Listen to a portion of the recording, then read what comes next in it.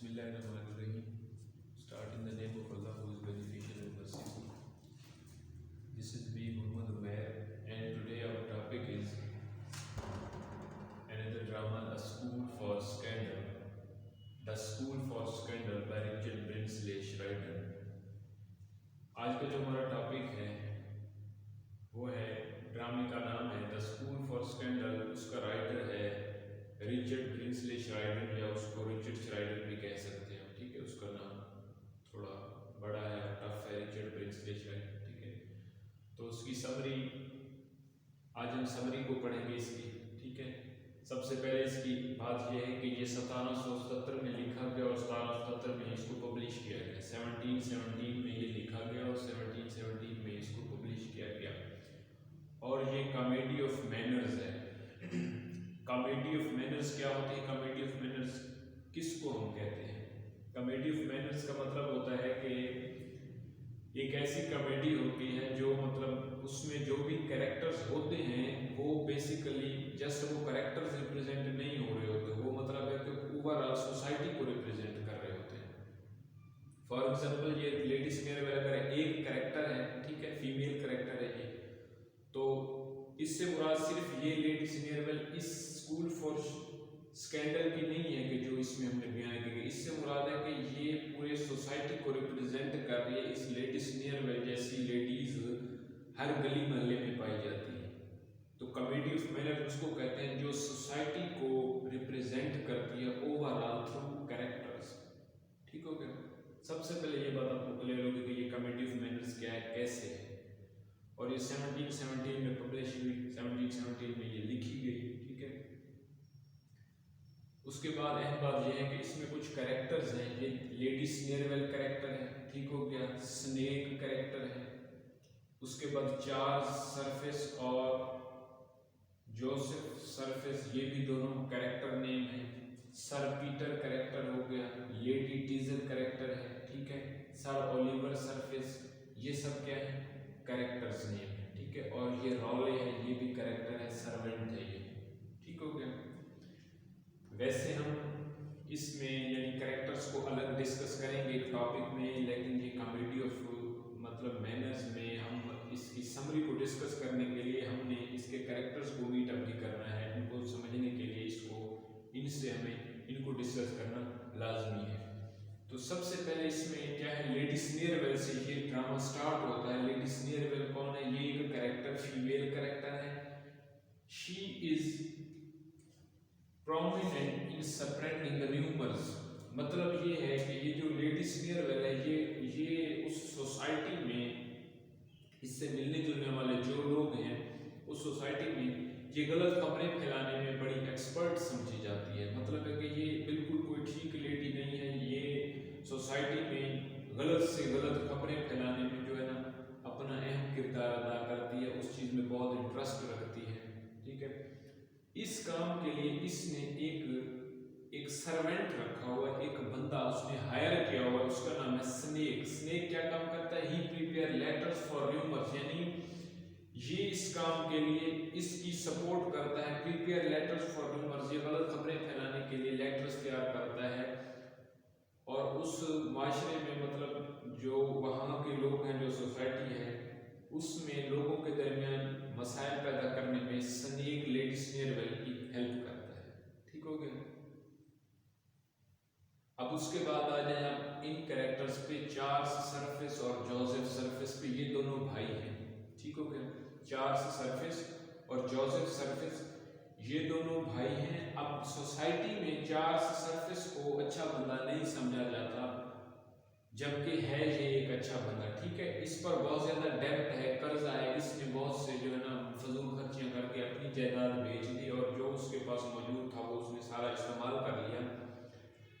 और इसने बहुत से बैंकों से कर्ज लिया हुआ है। उसकी वजह से इसको सोसाइटी में कोई अच्छी पोजीशन नहीं दी जाती चार्ल्स सरफेस को। दूसरा इसका भाई है जोसेफ सरफेस।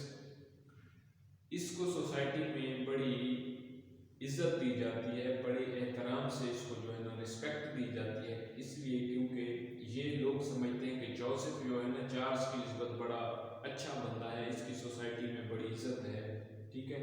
लेकिन बात जो है ना उल्ट है, जोसेफ कोई ठीक बंदा नहीं है, इसकी जो है ना मतलब गलत काम होते हैं, गलत कामों में इसका इंटरफेयर होता है। तो ये दो भाई हैं, ठीक है, इनके बारे में आपको मैंने थोड़ा बहुत बता दिया। तो अब ये जो लेडी स्नीयरवेल है, शी लव्स चार्ल्स सर्फेस, ये चार्ल्स सर्फेस से प्यार करते हैं लेडी स्नीयरवेल, लेकिन चार्ल्स सर्फेस और मारिया का आपस में लव अफेयर है। मारिया जो है ना चार्ल्स सर्फेस से प्यार करती है। सॉरी आपको मैं बताना भूल गया कि मारिया भी एक कैरेक्टर है, ठीक है, इसमें चार्ल्स सर्फेस इस मारिया से प्यार करता है, ठीक है। He is going to marry Maria, यानी उस लोगों के सोच के मुताबिक जो है चार्ल्स सर्फेस की मारिया से शादी होने वाली है, ठीक है। लेकिन लेडी स्नीयरवेल चार्ल्स सर्फेस से प्यार करती है। तो अब ये जो जोसेफ सर्फेस है क्या है, ये इस मारिया से शादी करना चाहता है, इस चार्ल्स का दूसरा भाई। He wanted to marry Maria for money, Maria बहुत दौलतमंद है, ठीक है।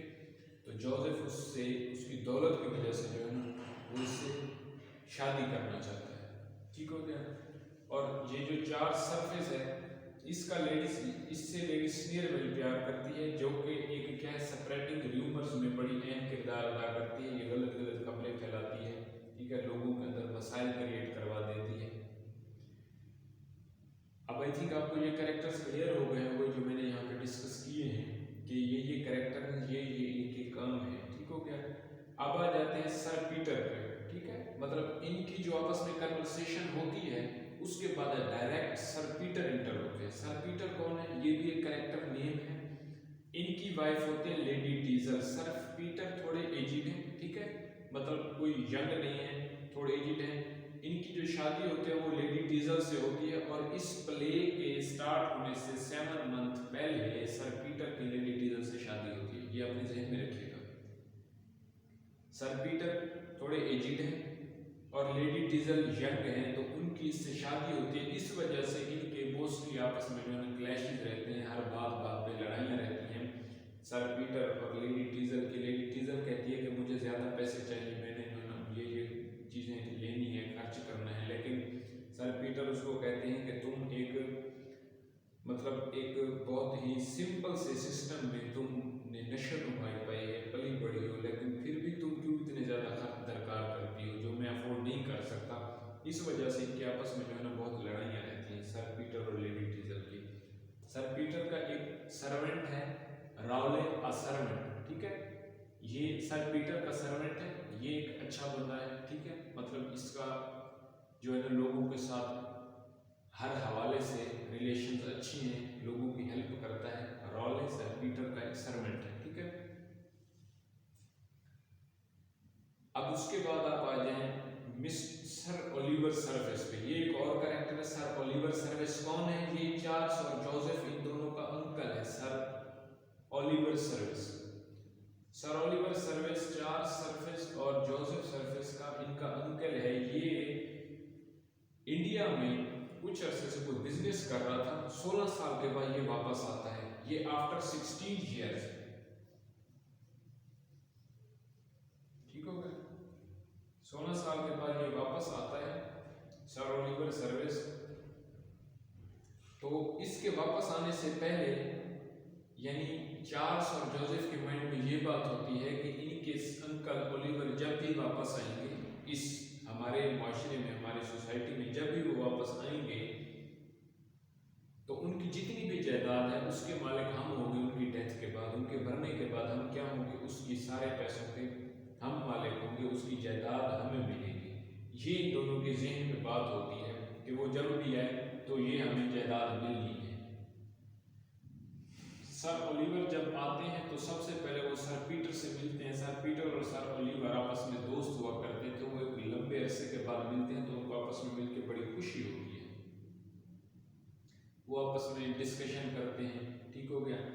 तो इसी दौरान सर पीटर सर ओलिवर से कहते हैं आपके दोनों भतीजे चार्ल्स और जोसेफ को मैं अच्छी तरह जानता हूँ, उनके बारे में मैं आपको कुछ ना कुछ बताता हूँ, ठीक है, कि मतलब उनका यहाँ पे क्या रेपुटेशन है यहाँ पे।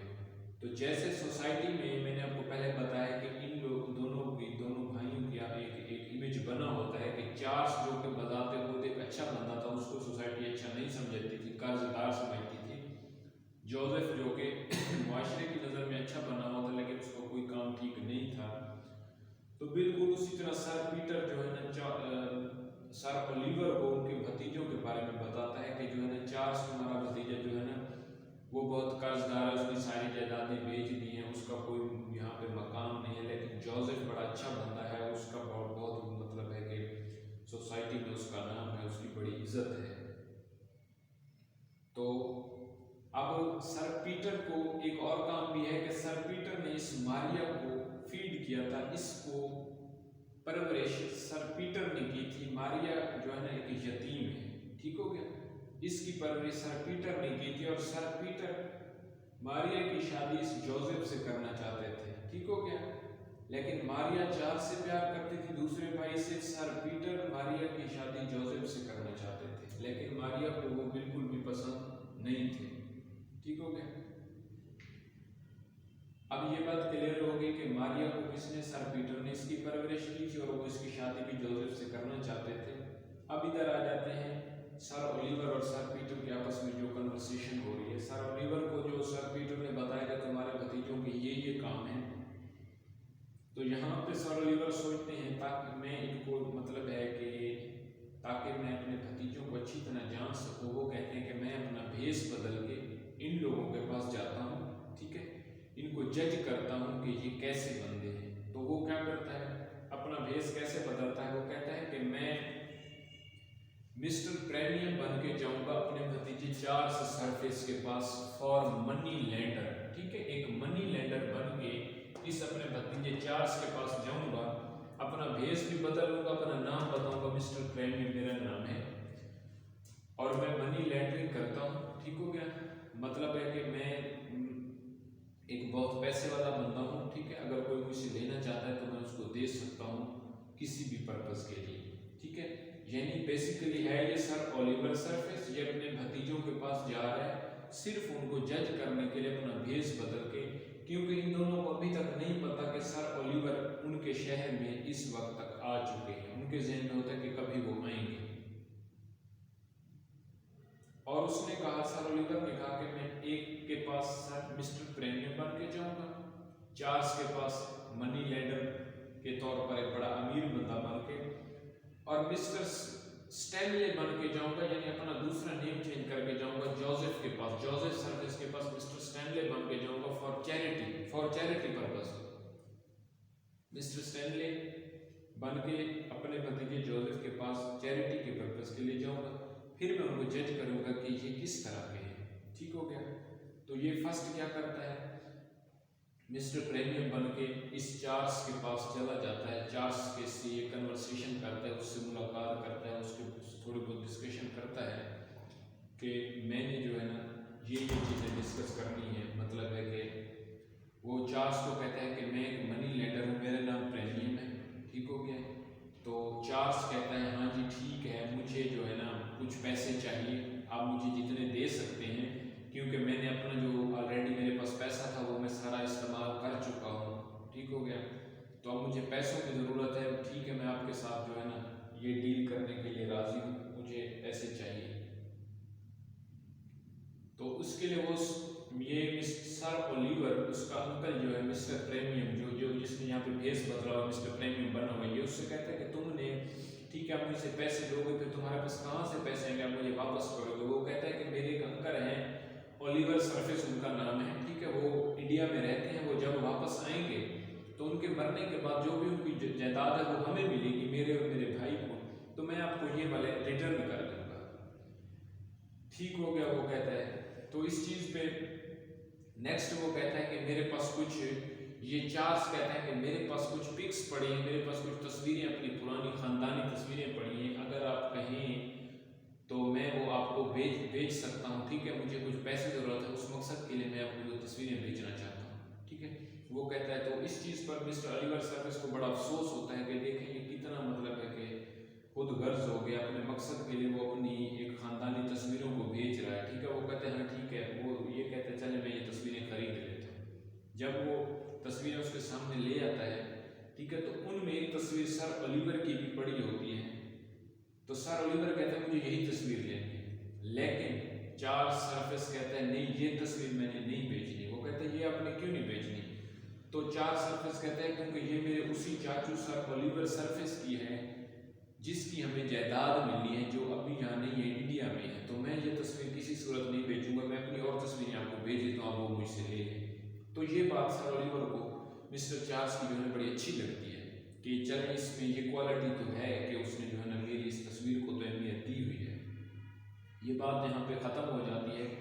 अब sir Oliver surface mister Stanley बन के अपने भतीजे जोसेफ के पास चला जाता है, जो कि एक अच्छा बंदा नहीं था। वो कहता है कि फॉर चैरिटी, वो जब उसके पास जाता है, ठीक है, तो उससे कन्वर्सेशन करता है, उसको कहता है कि जी मैं मतलब है, मेरा नाम स्टैनले है, मुझे जो है ना, मैं बड़ा गरीब आदमी हूँ, मुझे कुछ मदद चाहिए। तो जोसेफ उसको क्या करता है, इग्नोर कर देता है। ठीक हो गया, कोई उसको खास रिस्पॉन्स नहीं देता। तो इस बात पे मिस्टर स्टैनले यानी सर ओलिवर सरफेस को बड़ा जो है ना दुख होता है। ठीक हो गया, तो अब आप यहाँ पे आ जाए, मतलब है कि सर पीटर और लेडी टीजल के दोबारा मैं इधर ही आ रहा हूँ कि सर पीटर और लेडी टीजल के जो आपस में झगड़े होते हैं, ठीक है, इसी दौरान लेडी टीजल और जोसेफ सरफेस का आपस में अफेयर स्टार्ट हो जाता है। ठीक हो गया, कोई इतना स्ट्रॉन्ग नहीं होता, ये इनका आपस में अफेयर होता है। तो इसी दौरान सर पीटर भी लेडी टीजल को कहते हैं, इनको ये लोगों ने बताया था कि लेडी टीजल का चार्ल्स के साथ कोई अफेयर चल रहा है। तो वो उससे एक दो बार कहता भी है, तो लेडी टीजल इस बात पे नाराज हो जाती है कि मेरा चार्ल्स से कोई अफेयर नहीं है। ठीक है, तो जोसेफ और मारिया को एक दफा उसने इकट्ठे देखा लेडी टीजल ने। तो जोसेफ जो है ना मारिया के कदमों में बैठा था, तो इस बात पे लेडी टीजल को बड़ा गुस्सा आया। ठीक है, तो जोसेफ उसी बात पे जो है ना इसको समझाने की कोशिश कर रहा था कि जो है ना मतलब है कि मैं मारिया से बहुत प्यार करता हूँ, ये वो इस तरह की बातें। तो ये इस दौरान जब ये आपस में बैठे होते हैं लेडी टीजल और जोसेफ, तो फिर इनको सर पीटर ने कुछ और कैरेक्टर्स इनको देख लेते हैं जो ये समझते हैं कि जो है ना इनका आपस में अफेयर है, और इनका आपस में कुछ अफेयर होता भी है। लेकिन बाद में सर पीटर को बात क्लियर हो जाती है, जब सर पीटर एग्जैक्ट उसी पॉइंट पे पहुंच जाते हैं। जब सर पीटर वहां जाते हैं तो लेडी टीजल जोसेफ के पास होते हैं, वो उसके पीछे जाकर कहीं छुप जाती है। ठीक है, तो थोड़ी देर बाद उनको किसी न किसी वे से मालूम हो जाता है कि जो लेडी टीजल और चार्ल्स सरफेस का कोई आपस में अफेयर नहीं है, और जोसेफ का लेडी टीजल के साथ अफेयर है। ठीक हो गया, ये सब बातें इनको आके ये जो स्नेक है ये आके बताता है। ये वो स्नेक है जो खबरें गलत फैलाता था, और इसी ने भी ये बात फैलाई थी कि लेडी स्नीयरवेल और चार्ल्स सरफेस की आपस में शादी होने जा रही है। ठीक है, तो ये जो रॉयल सर्वेंट है ये वहां पे पहुंच जाता है, ये कहते हैं कि इस तरह की कोई बात नहीं है। ये जाता है स्नेक को ले आता है वहां पे, मौके पे ये सब लोग मौजूद होते हैं। ये इनसे सॉरी करता है, स्नेक कहता है कि इस तरह की कोई बात नहीं है, लेडी टीजल का कोई चक्कर नहीं है किसी के साथ। ठीक है, इसका आप गलत समझ रहे हैं, चार्ल्स के साथ कोई चक्कर नहीं है। और जो है इस बात पे सर पीटर को बहुत दुख होता है, लेकिन फिर रॉले जो है ना सर पीटर से रिक्वेस्ट करते हैं कि लेडी टीजल इस बात पे बड़ी उनको दुख है, तो वो आपसे सॉरी करना चाहती है। इस बात पर सर पीटर लेडी टीजल को माफ भी कर देते हैं। ठीक है, सर ओलिवर को आपको मैंने बताया था कि जोसेफ ने कोई खास रिस्पॉन्स नहीं दिया था, उस वजह से सर ओलिवर ने जोसेफ को कोई मतलब है अपने उस जायदाद में से खास हिस्सा नहीं दिया, लेकिन चार्ल्स सरफेस को अपनी जायदाद में से हिस्सा दिया, उसको माफ भी कर दिया क्योंकि उसने उसकी उस तस्वीर को अहमियत दी थी। ठीक हो गया,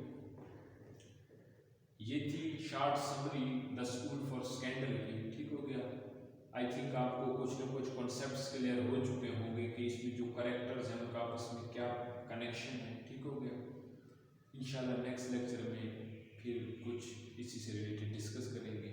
थैंक यू।